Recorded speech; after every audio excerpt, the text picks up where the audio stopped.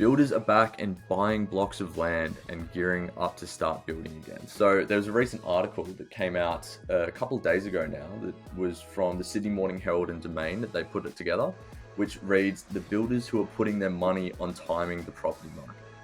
Now, it sort of goes on to have a few stories of different property developers that are essentially purchasing up blocks of land, and they're saying that, they're buying now with the plans of building something new and selling within 12 to 15 months and hoping that they can get the upswing of a rising market in there.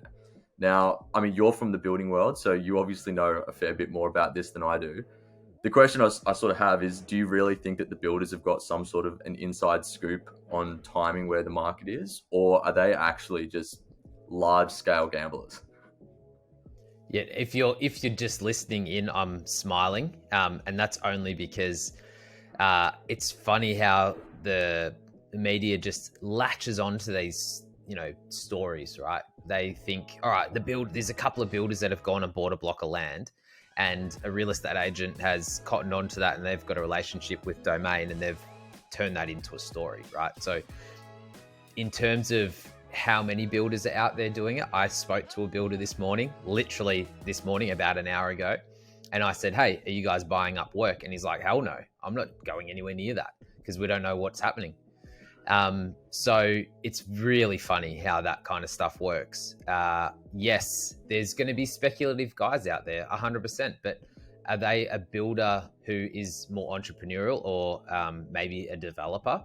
And then they've just got a building license, maybe. But yeah, it's so widespread and such a general comment to say that, oh, the builders are back buying blocks. Like, yeah, I would say that it'd be 5 to 10%. Most builders, they don't want to go down that road of having to do it. They'll do speculative purchases as like house and land packages. That's where most of the builders will sit. So the guys that I know, they'll just go out and they'll do a speculative build on greenfields estates. That's probably what they'll do.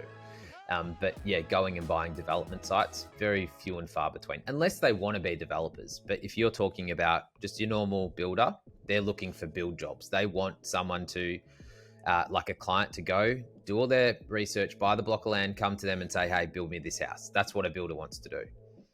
So yeah, I find it an interesting article, to say the least. But again, it's speculative, right? Like, these guys are taking the risk of buying a block today with the future of building in a time that's probably going to be a bit cheaper. And then that will be after, hopefully, the interest rates, and we're starting to go back down. And then they've got a finished product that's ready to sell. That's where they're taking the risk, but it's a specky. Like, that's what they call them, like a spec build. So yeah, that's sort of my comments on that. It does look, I do hear it where, all of this started happening and prices started going up. Builders were saying, "No, we're not building for clients. We're just going to do our own stuff. Like, we're going to keep it in house, or we're going to take a year off because it's just too hard." So yeah, those conversations have definitely happened.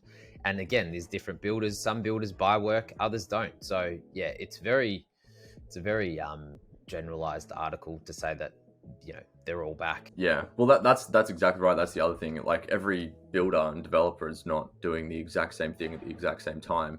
So I suppose it's actually similar to what we were touching on before about, like, well, when do you buy?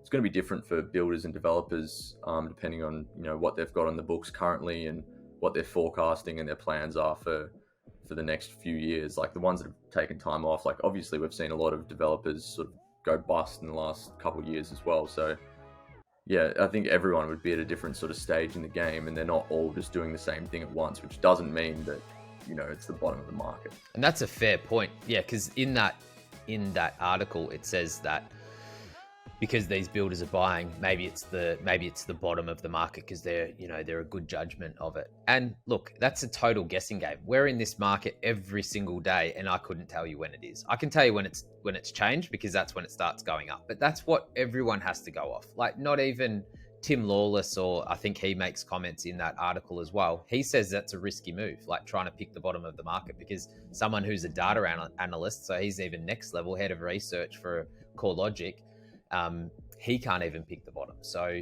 how do you expect this builder or these builders to go and pick it?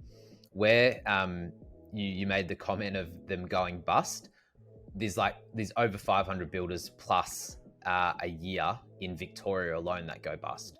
So, you sort of, I don't know if I'd want to follow that trend or follow those guys down a road. So maybe they don't have the crystal ball. They don't have a crystal ball. That's right. And it's funny because they've got so much commentary on it as well. There's like 4 or 5 different real estate agents, auctioneers, property analysts, all this kind of stuff that have commented on it in that article. And yeah, they're all saying the same thing. Like, yeah, these guys sort of know what to do and blah, blah, blah, blah, blah. And yeah, again, it's a guess.